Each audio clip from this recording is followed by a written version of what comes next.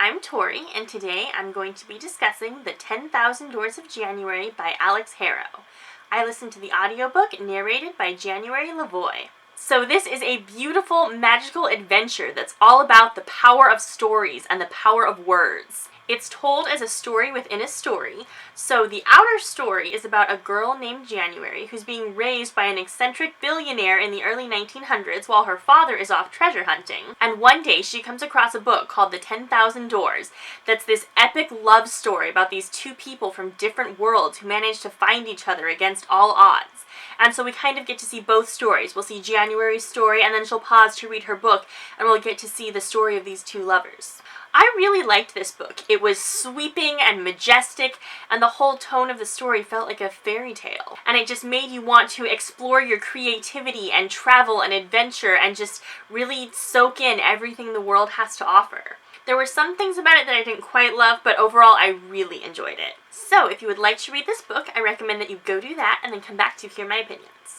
So I thought January was the best part of this book. I loved her character.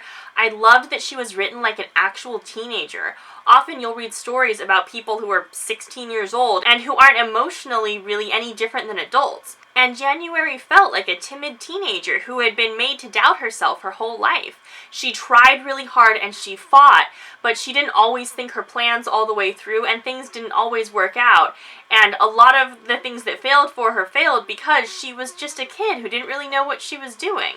I loved her relationship with Bad. It was so wonderful that in this harsh, cruel world she lived in, she had this constant friend who could always be with her and always be there to support her. I also really liked her relationship with Samuel, and there were a few external things that kept them apart, but mostly the conflict in their relationship was January deciding if she really wanted to have a relationship with him and how she wanted that relationship to function.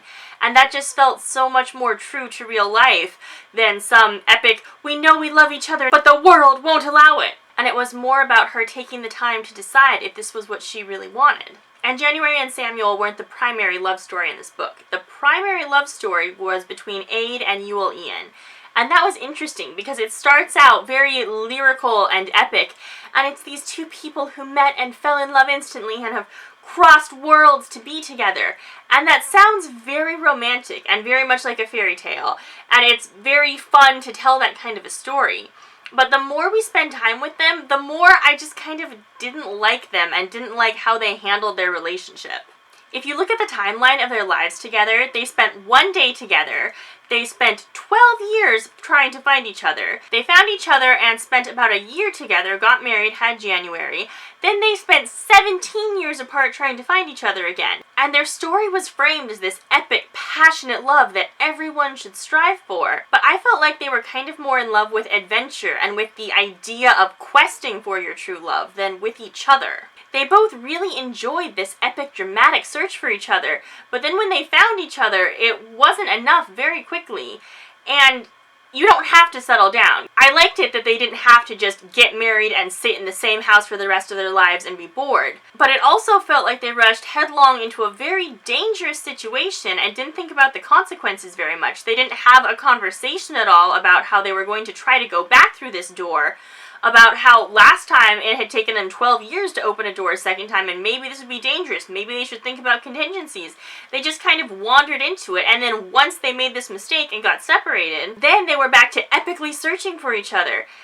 And it just seemed like they didn't think that through very well. And then at that point, Ewell Ian just kind of abandoned January. And it wasn't all his fault, and he was grieving, and Mr. Locke manipulated him, but he still didn't seem to actually enjoy spending time with January very much. And this book focused so much on how you feel about someone when they're gone and when they're missing. When Ewell Ian and Ade were trying to find each other, and then at the end when Ewell Ian thought he had lost January and he was so apologetic to Ade, "I've lost our daughter, we'll never see her again." He sounded much more invested in his relationship with January than he ever did when she was actually there. And all these things sound very epic and dramatic, but if you can't enjoy just sitting in a room with someone and spending time with them, then it doesn't seem like you really love them very much. And it just seems strange to me that these people who were supposed to love each other so much weren't actually very good at being together. I also thought the whole deeper message of doors and change was very interesting. And it's this wonderful idea that without change and without new ideas, the world stagnates and cruel people stay in power too long.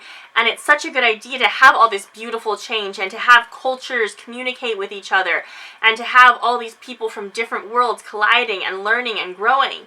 And that was a beautiful message. But I was very interested in where this book takes place in world history because this was right before World War I. And so at the end of the book, January and Samuel have decided to set off and open doors and create all this change in the world. And that says that they basically caused World War I and the Great Depression and World War II and all these other fairly bad things that were about to happen. And I assume that what they're trying to say is if January hadn't been making all these changes, then the outcome of those wars would have been even worse. But it still seems a little strange that the story leaves us knowing that January is going to go change the world, and also that some pretty horrible world events are about to happen. So I liked a lot of things about this book. I liked the writing style and the tone and the lyrical fairy tale feel of it.